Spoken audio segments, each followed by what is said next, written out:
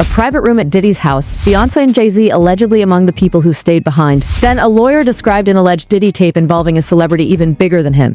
The internet connected those two stories and landed on Beyoncé. But one problem remains. Nobody in the original accounts actually identifies her. You know, 2 of the other 15 people in the room. So that'll just put into perspective of the type of company I was in at the moment, you know. And she came over and introduced herself to me like as if she had to. Didn't Beyonce, cut it out. But I'm a big fan of your work, you know what I'm saying? Whoop de whoop, and that was just dope. That was dope as hell to me, man. That was dope. DaBaby gave us one story. Attorney Ariel Mitchell gave us another. DaBaby described a night at Diddy's Los Angeles home around the beginning of 2020, where he said Beyoncé and Jay-Z were among the people still inside after most guests had left. Ariel later described an alleged Diddy-related recording involving an unidentified, extremely high-profile celebrity. Then the internet connected them. Beyoncé became the suspected identity behind the mystery tape. From there, the theory expanded into Diddy's private parties, alleged hidden cameras, Ibiza old celebrity stories, and even separate health allegations. But this investigation isn't about blindly repeating that theory. It's about testing the connection. Did DaBaby and Ariel actually describe the same story, or did the internet create the connection between them? Let's start with the account that placed Beyoncé inside the story. DaBaby was describing a gathering at Diddy's Los Angeles home around the beginning of 2020. According to his recollection, Diddy had been surrounded by a larger group of people, but as the night continued, most of them were sent away. DaBaby said he was one of the people allowed to remain. I was at a party at Diddy crib in LA. This was the beginning of 2020. You know what I mean? Diddy had put everybody else out the crib, like the influx of people he had put them out. But he had took a liking to me in particular around the time, man. It was really, you know what I mean, like putting his arm around me. Right. So he had put majority of the people out, but he allowed me to stay in there. Me and, you know, maybe about 15 others, you know, Jay-Z and Beyonce being. That gives us the first important piece of information. But notice what it actually establishes. DaBaby says he was at Diddy's Los Angeles home. He says Diddy reduced the number of people inside, and he says he remained there with a smaller group. Then comes the detail that made this interview explode online. He says Jay-Z and Beyonce were among those people. DaBaby's account places Beyonce at that particular gathering. That's significant. But it doesn't automatically tell us what happened inside that room. It doesn't identify a recording, it doesn't establish a freak-off, and it doesn't connect that Los Angeles gathering to Ibiza. Those details became part of the theory later. And that distinction is going to matter throughout this entire story. Because the second major piece comes from someone talking about something completely different. Joe Rogan enters through a broader conversation about Diddy's alleged private world. And this is where the story needs to slow down. Because online versions of this story often make it sound like Rogan personally revealed a Beyoncé tape. The supplied interview doesn't establish that. Rogan was discussing rumors that Diddy may have recorded people during private encounters. The rumors are that Diddy was running some kind of Epstein-type deal where he was filming everybody, right? That's the rumors, yeah. I don't know that there's any proof or anything other than that. The thing is, like, we're getting the rumors from the internet, and the internet thinks that the Taliban took out that bridge in Baltimore. So there's an important qualification in that exchange. The subject is presented as rumor, not authenticated evidence. That distinction matters because the word tape later became much more specific online. The conversation moves into stories about what allegedly happened after public gatherings, when people were supposedly asked to leave and private activity allegedly continued. You never asked for a single thing. Till 1 a.m. And then freak off. Everybody says, get out of the house. Yeah. It's like the gremlins start eating after midnight. Everybody who tells the stories like, I saw I go upstairs and these dudes are fucking like right on the couch. Yeah. And then I go in this room and these guys are fucking. And it's like, and pros. Like apparently he was getting mail. Yeah, that was one of the rumors, like the freak off. So he would hire the professional dicks to have sex with the girls, and I think he would watch allegedly. That's what was alleged, I think. Yeah, there's a lot of crazy stuff going on. And that's the other thing, like I wonder, like, is that just a power thing? It's a Caligula thing. What does that mean? Caligula, like the emperor? Again, this gives us context. It tells us why allegations about recordings became associated with Diddy's private parties. But it still doesn't give us Beyonce. It doesn't identify a specific recording, and it doesn't establish Ibiza.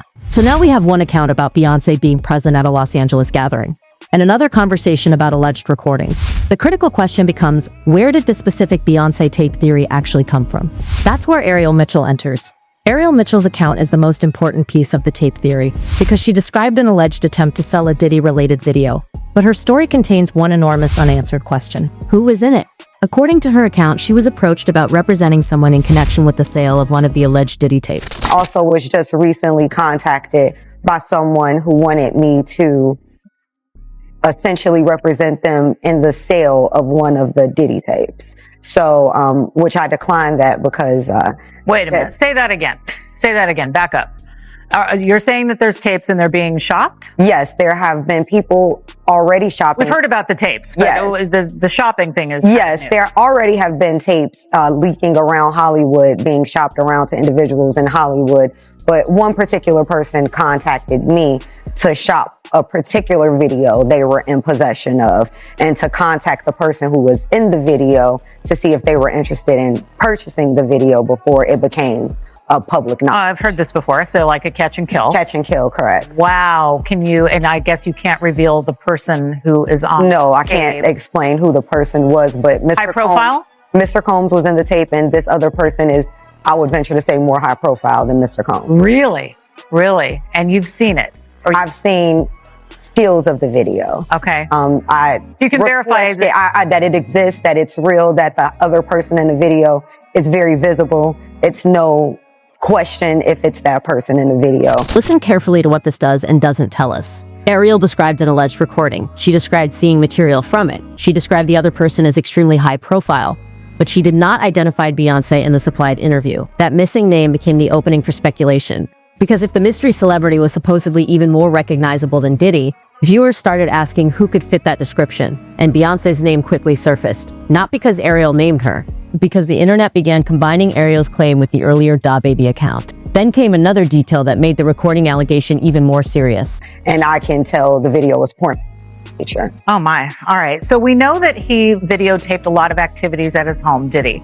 And it sounds like there was probably a lot of hidden cameras as well. Is that what is being talked about? Yes. This was actually in his Atlanta home, at a home he had in Atlanta at one point. And it does seem that the person isn't like looking into the video. So it's, to me, doesn't seem like that person knows they're being videotaped. It doesn't seem like they're active participant in the videotaping, like they're being surreptitiously recorded. According to Ariel's description, the person in the alleged footage may not have known they were being recorded.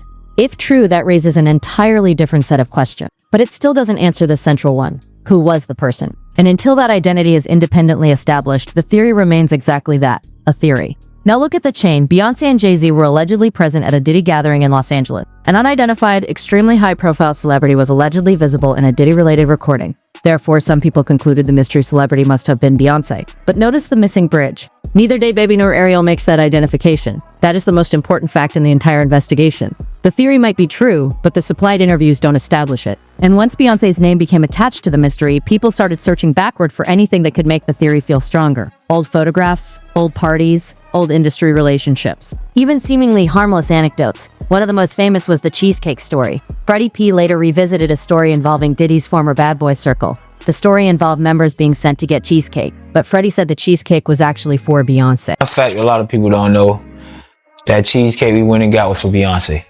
She was upstairs the whole time. What we was talking about again? Hold on. Yeah, that's a fun fact. People don't know. People like, y'all walked and got a cheesecake. It was for Beyoncé. I listen to everything you say as if it's a contract. So if you say, walk to the store. Interesting? Yes. Proof of a secret relationship? No. Proof of a tape? No. Proof of Ibiza? Absolutely not. But that's precisely why the story is useful to understand a new scandal changes the way people interpret old info. A strange anecdote from years ago suddenly becomes a clue. A photograph becomes a party appearance a clue. And eventually, enough clues are placed together that viewers start feeling as though they've been given direct evidence. But clues and evidence aren't the same thing. And that becomes even more important when the theory moves from Los Angeles to Ibiza. The Ibiza element makes the headline dramatically bitter. The theory paints a picture of Beyoncé inside Diddy's international party world, private gatherings, celebrity guests, alleged freak-off activity, and supposedly a recording. But now separate the narrative from the material. The theory connects Beyoncé to Diddy, then to alleged Ibiza parties, an alleged freak-off, and finally an alleged tape. DaBaby's account places Beyoncé at a gathering in Los Angeles. Ariel Mitchell described an alleged recording involving an unidentified celebrity. And that's where the evidence stops. There is no supplied interview here that identifies Beyoncé as the person in Ariel's alleged footage. There is no authenticated recording presented here. There is no confirmed date establishing the alleged tape was made in Ibiza. And there's no direct witness statement in these transcripts and there are no direct witness statements in the Ibiza freak-off. So the Ibiza connection may be part of the broader online theory, but it should not be confused with an established fact. And that distinction actually makes the mystery more compelling. Because if the footage wasn't proven to be from Ibiza, where was it actually recorded? Ariel's description introduces another disturbing possibility. If the alleged footage was genuinely recorded without the person's knowledge, then the question isn't simply who appears in it, it's how the recording was made. Was it a hidden camera? Who controlled the equipment? Who possessed the footage? Was it edited? When was it recorded? And how did it allegedly leave the original source? Those questions are more important than internet speculation, because an authentic recording should leave a trail, a credible source, a verifiable file, a confirmed identity, a date, a location. Without those pieces, even an extremely convincing story can remain unverified. And that is exactly where this investigation separates the alleged tape from the Beyoncé theory surrounding it. Then the narrative expanded again. Separate online personalities began making allegations about Beyoncé's health and alleged STD or HIV connections. But this section needs a hard boundary. There is no verified medical evidence in the supplied material establishing that Beyoncé has HIV or AIDS. One of the claims came from Orlando Brown. After I said Beyonce got AIDS. Why? Ask me why I wasn't dead after I said Beyonce got AIDS. That's a claim, not a diagnosis. And another speaker discussed her own uncertainty about an alleged infection and a past relationship. So y'all know I've come to terms that I don't know who gave me AIDS or HIV, right? So today I got a message about an interview that I should watch.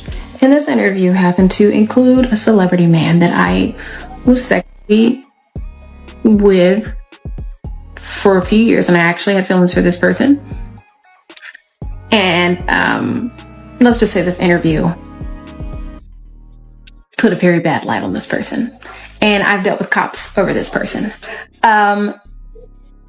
due to sex conduct stuff that I thought was no big deal, so I brushed it off. But the fact that it's coming back to my face and they're telling me stuff about STDs and all this mess, and this man has been with me and everybody else doing the same thing with everybody else, and I don't know how to brush it off anymore, because it's like, what if this is the person who did this to me and he's living his best life?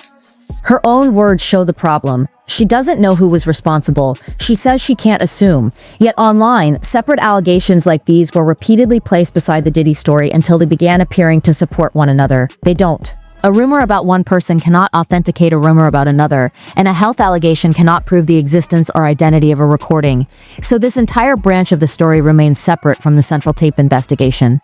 The real mystery is still the same. Who was the unidentified celebrity? Jaguar Wright takes the story beyond one alleged recording. Her broader allegations suggest that Diddy's story should be viewed within a much larger entertainment industry network. Like, people don't understand what happened that night. And that's because Jay-Z worked so hard to change the narrative of that night. Now, Rihanna was only 14, 15 when he started her and signed to the Def Jam. It's clear to say that the herpes that she had came from the person she had been most sexually involved with, and that was Sean Carter. So here it is. Chris Brown has his first herpes outbreak from a celebrity girlfriend who he was set up with, and it was supposed to be this and it was supposed to be that, and he was there so people wouldn't pay attention to the fact that she was Jay-Z. That creates a much bigger theory. Maybe Diddy wasn't operating in isolation. Maybe powerful relationships protected people. Maybe people knew more than they admitted. But again, those are allegations. A person's relationship with Diddy does not prove involvement in his alleged misconduct. Being photographed at a party doesn't prove what happened afterward. And being in the same social circle doesn't establish knowledge of illegal activity. That's why the central mystery remains stronger than the broader conspiracy. Instead of asking who knew everything, the investigation can ask something more precise. Can the alleged recording actually be authenticated? Because if it can, everything changes. Forget the viral posts, forget anonymous claims, forget screenshots. Imagine tomorrow someone produces the alleged recording. What would investigators need? Is the original file genuine?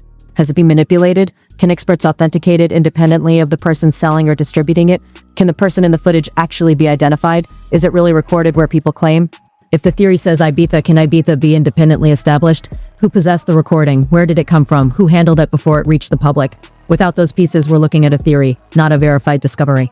And that's the line the internet keeps crossing. Now put the entire story back together. Davey says Beyonce and Jay-Z were at a Diddy gathering in Los Angeles. Joe Rogan discusses broader rumors about Diddy's alleged recording practices. Ariel Mitchell describes an alleged tape involving an unidentified, extremely high-profile celebrity. The internet connects those two stories. Beyoncé becomes a suspected identity. Old anecdotes are resurrected. Ibiza becomes part of a narrative. Health allegations get added. And eventually, all of those separate pieces begin to sound like one giant revelation. But when you pull them apart, the picture is different. The Diddy account is one story. Ariel's alleged tape is another. The Beyoncé identification is an inference. The Ibiza connection is unverified within the supplied material. And the health allegations are separate, unsupported claims. That's not the same as saying the theory is impossible. It's saying the evidence hasn't reached the conclusion yet. And that distinction is exactly what makes the mystery worth following. Because there is one possibility that the internet hasn't spent enough time considering. What if Beyoncé isn't the person in the alleged footage? What if the mystery celebrity was someone else entirely? Someone whose name hasn't been circulating? Someone who would explain why Ariel described the person as extremely high profile? Or what if the alleged recording itself never existed in the form people online imagine? Those possibilities remain open. And until the alleged celebrity is independently identified, the Beyoncé theory cannot become a confirmed discovery, but Jaguar Wright's final comments raise one more question about what could happen next. Sean Carter. Do you think that if he's cornered in the way that he's been now, that he may start revealing things about other people? He has no choice. His ego and his addiction won't allow him to do anything different. Anybody who thinks he's not going to talk is crazy. If Diddy ever begins publicly identifying people, relationships, or information that hasn't previously been known, the entire map could change, not because every allegation would suddenly become true, but because new evidence could finally allow individual claims to be tested. And that's what this story has been missing from the beginning: verification. Maybe the internet found the right name. Maybe it didn't. Maybe the alleged tape exists. Maybe it doesn't. Maybe Ibiza's connected. Maybe it was simply another layer added to the theory. What we actually have are real interviews, real statements, allegations, old stories, and a mystery that remains unresolved. Until the alleged celebrity is independently identified, Beyoncé remains a theory, not a confirmed answer. So the question isn't, where is Beyoncé's tape? The question is much more uncomfortable. If Beyoncé wasn't the mystery celebrity, then who was? Do you think the internet connected two completely separate stories? Or is there another piece of evidence that hasn't surfaced yet? Tell me where you think the facts end and the theory begins. And if you want the next chapter of this investigation, subscribe and stay with us, because the mystery isn't over.